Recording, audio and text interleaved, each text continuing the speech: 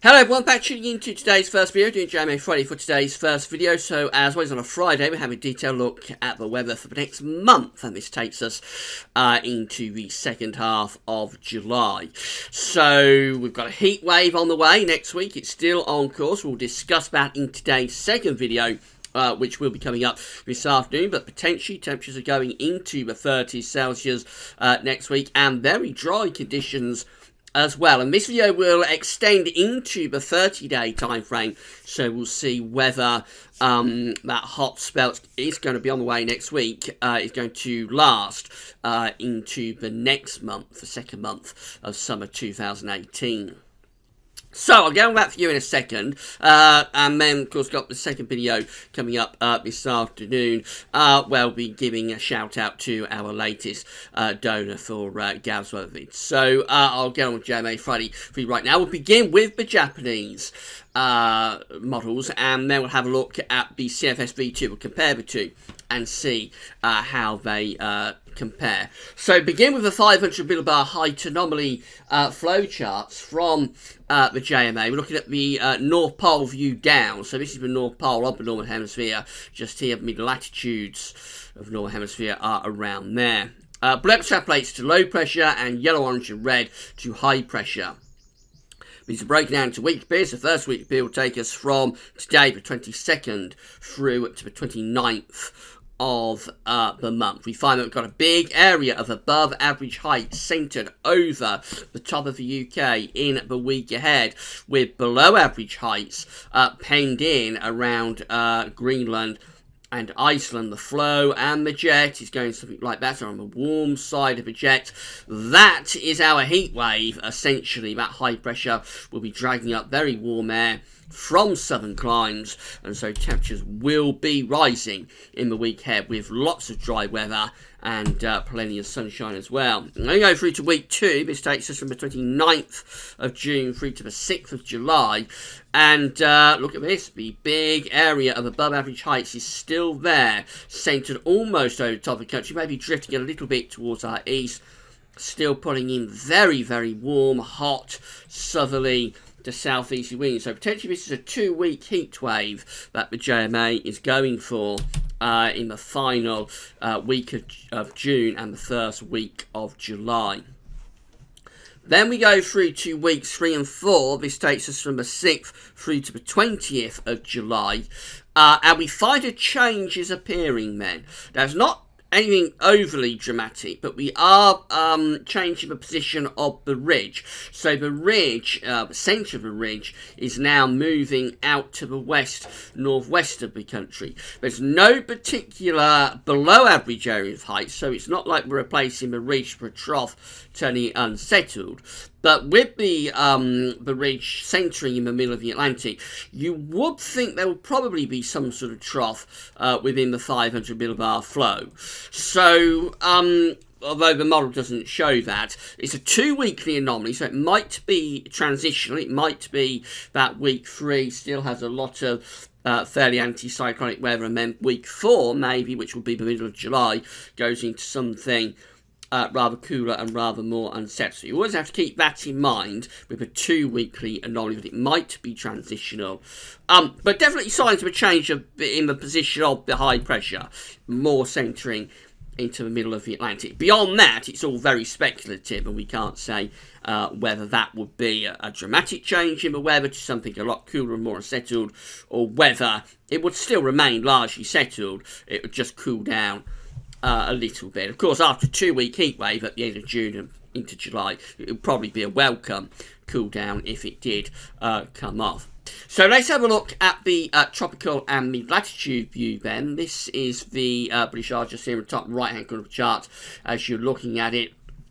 Again, we start off with the week 1 500 millibar height anomaly, which takes us from the 22nd through the 29th of June, with above average heights. They're centred right over top of the country. The jet stream pushed off at there, so no problems with the jet. That's a long way from us. Running about high pressure, should expect a very warm maybe hot and dry week. So temperature anomalies in the week ahead, they're coming out substantially warmer than average, significantly warmer than average temperature anomalies for the UK. If one place is warm, another place will be cool, and we see that over in the east, southeast of Europe and into western Russia, actually the temperature anomaly there is a little bit cooler than average. So there's always a balancing act going on with the weather, with the climate, and we are finding ourselves on the warm side of the jet stream and the troughs and ridges at the moment.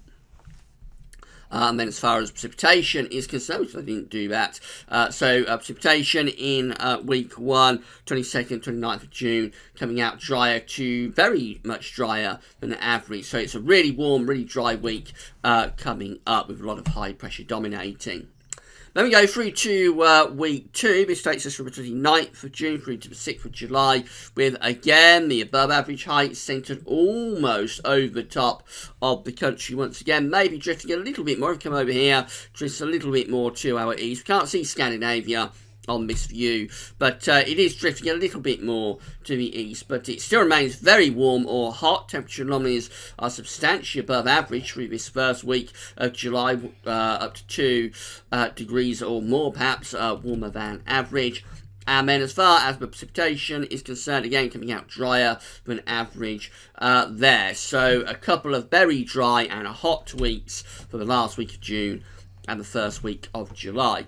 Then move through to week 3 and 4. This is when the change in the mean position of the ridge is occurring. The ridge is moving more towards the centre of the Atlantic. Again, there's no particular area of below average height setting up, so it doesn't look particularly unsettled, but you would think at the very least a jet stream would be going more towards the northwest-southeast alignment, and probably turning cooler. That'd be the main effect of that ridge changing its position. We would see the temperature cooling down. Whether it would turn unsettled, there's not enough there to say if we would or not. We see that cool down within the temperature anomaly. Now, it's still coming out a little bit warmer than average even now, so it's still around up to 1 degree warmer than average, but obviously compared to weeks 1 and 2, the temperature anomaly has lowered, so it's not as hot. It would be a little bit cooler and fresher, but it's a 2-weekly anomaly, so it's possible that the heat will continue to week 3, and then it won't be until week 4 that a bit of a cool down begins to occur. So you always have to keep that back in mind. And then as far as precipitation is concerned, still drier than average, so not going particularly unsettled with this change in the position of the ridge through the middle of July, but certainly an effect on the temperature, if nothing else. That's the JMA. Let's have a look at the CFS V2. And again, these are 500 millibar heights broken down into week periods. The first week period taking us from the 22nd through 28th of June. And we have this large area of above average heights, excuse me, centred right over top of the UK in week ahead. Very similar to the JMA. Low pressure is up around Greenland and Iceland. The jet stream is up there somewhere, so doing something like that with flow and with the jet. There will be loads of dry and hot weather coming up in the week ahead with that ridge centred over the country, and no change for week 2 either. So this is 29th of June to the 6th of July, and we still have that large area of high pressure over the country. Notice southern Europe still being impacted by lower than average heights there, so southern Europe looks like it's remaining relatively unsettled for the time of year. The dry weather is in the north and the northwest of Europe. More hot and dry conditions continuing there.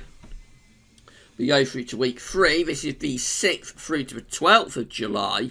And a little bit of a change taking place here. The area of above average heights is beginning to move more towards Iceland and Greenland. So possibly in line with what the JMA is showing for that week 3-4 period. And we've got below average heights around Spain and the Bay of Biscay. So this will probably be threatening a thundery breakdown then as we go through into that period from the 6th to 12th of July. The winds still coming from the east, so still pretty warm, probably hot, but increasingly maybe a threat of storms breaking out from Spain, the Bay of Biscay and France. And then we go through to week 4, which is the 13th to the 19th of July. And it all looks a bit messy, man. We've got below average heights through central parts of Europe. We've got an area of above average heights in the middle of the Atlantic. So that's kind of in line with what the JMA is showing as well. And the jet stream will probably be returning southwards to some degree, doing something a little bit like that perhaps with the flow and with the jet stream.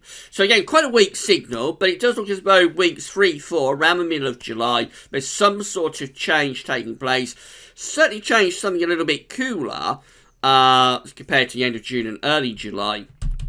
Whether it would be a change to anything particularly unsettled, the signals aren't strong enough to say that at this stage.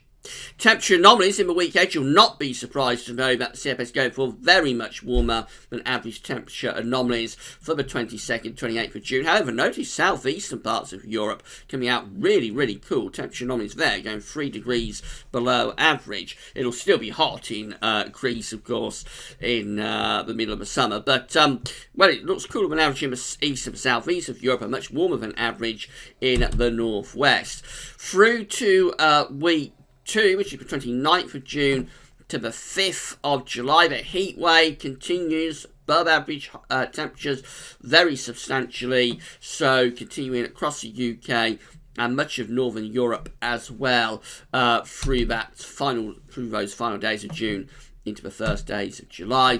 And the heat continues more into the next week. So this is the 6th through to 12th of July. Temperature anomalies still coming out substantially warmer than average then. But week 4 does see a change. This is the 13th to the 19th of July. The warmer than average temperature anomalies are being pushed away to the northwest. So Scotland and Northern Ireland are still coming out a little bit warmer than average. But England and Wales going close to average.